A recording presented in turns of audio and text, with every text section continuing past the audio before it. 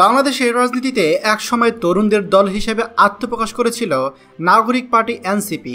2024 সালের আন্দোলনের সময় তারা নিজেদের স্বাধীনতা ও পরিবর্তনের নেতৃত্ব হিসেবে দাবি করেছিল, কিন্তু অল্প সময়ের মধ্যেই সেই এনসিপি এখন পুরোপুরি অপ্রাসঙ্গিক, অহেতুক এবং জনগণের চোখে উটকো এক রাজনৈতিক দলে পরিণত হয়েছে।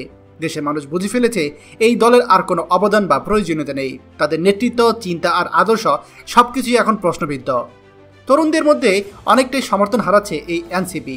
এনসিপির মূল ভোট ব্যাংক হওয়ার কথা ছিল শিক্ষিত তরুণ প্রজন্ম, বিশেষ করে জেনজি, কিন্তু বাস্তবে চিত্রটা একেবারেই উল্টো। দেশের 4টি বড় পাবলিক বিশ্ববিদ্যালয় যেমন ঢাকা, রাজশাহী, জাহাঙ্গীরনগর ও চট্টগ্রাম বিশ্ববিদ্যালয়ে সাম্প্রতিক ছাত্র রাজনীতির নির্বাচনে দেখা গিয়েছে এনসিপির ছাত্র সংগঠন বাগ্গাস তারা কোনো জায়গাতেই শক্ত অবস্থান তৈরি করতে পারেনি, বরঞ্চ তারা ছাত্রদল, ছাত্র শিবির, এমনকি বাম ছাত্র সংগঠনগুলোর কাছেও পরাজিত হয়েছে। এর মানে হলো তরুণ সমাজও তাদেরকে প্রত্যাখ্যান করেছে। বিভিন্ন গবেষণা জরিপে দেখা গিয়েছে যে জেনারেশন জি অর্থাৎ জেনজি এর বড় অংশ জামাত ইসলামের প্রতীক দাঁড়িপাল্লার প্রতি বেশি আস্থা রেখেছে। ইনোভেশন ব্ল্যাঙ্ক পরিচালিত ভিএসবিটি জরিপেও এই একই তথ্য উঠে এসেছে। অনেকেই প্রশ্ন করছেন যে কেন এই পতন। রাজনৈতিক বিশ্লেষকরা মনে করছেন এনসিপি ব্যর্থতা ও জন আস্থা হারানোর মূল কারণ 3টি, যেখানে দলটি এখনও ইনক্লুসিভ হতে পারেনি। এখানে আপনার দলে নতুন করে নেতৃত্ব তৈরি না করে আগের ছাত্রশক্তি নেতারাই সব গুরুত্বপূর্ণ পদ দখল করে আছে।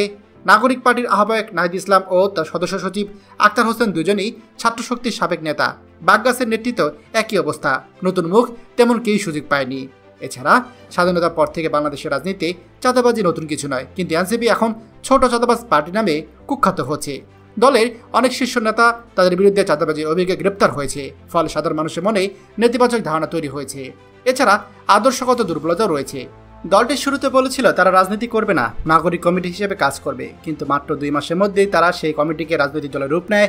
এছাড়া তারা ইসলামী ও মাদ্রাসা ঘরানার অনেক নেতাকে বাদ দিয়েছে, যা ডানপন্থীর কাছে প্রতারণা হিসেবে দেখা দিয়েছে। এনসিপির প্রতি জনগণের অনাস্থা অনেকটা দেখা যাচ্ছে। এই ধারাবাহিক ব্যর্থতা ও ভেতরকার দ্বন্দ্বের কারণে এনসিপির জনপ্রিয়তা এখন তলানিতে। একসময় যারা পরিবর্তনের দল বলে নিজেদের পরিচয় দিত, তারাই এখন দেশের রাজনীতিতে অবিশ্বাসযোগ্য এবং আস্থাহীন দলে পরিণত হয়েছে। বিপরীতে জামাত ইসলামী ধীরে ধীরে আবারও জনগণের আস্থার প্রতি অর্জন করেছে। বিভিন্ন জরিপ দেখা গিয়েছে জামাতের জনপ্রিয়তা এখন বিএনপির কাছাকাছি পর্যায়ে। গ্রামগঞ্জে জনপ্রিয় একটি স্লোগান, সব দল দেখা শেষ, দাঁড়িপাল্লার বাংলাদেশ।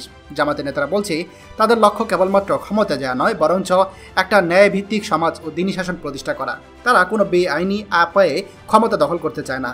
5ই আগস্টের ঘটনার পর দেশে যখন ক্ষমতার শূন্যতা তৈরি হয়, তখনও জামাত সেই সুযোগ নেয়নি, বরঞ্চ তারা আইনগত ও গণতান্ত্রিক উপায়ে পরিবর্তন চায়।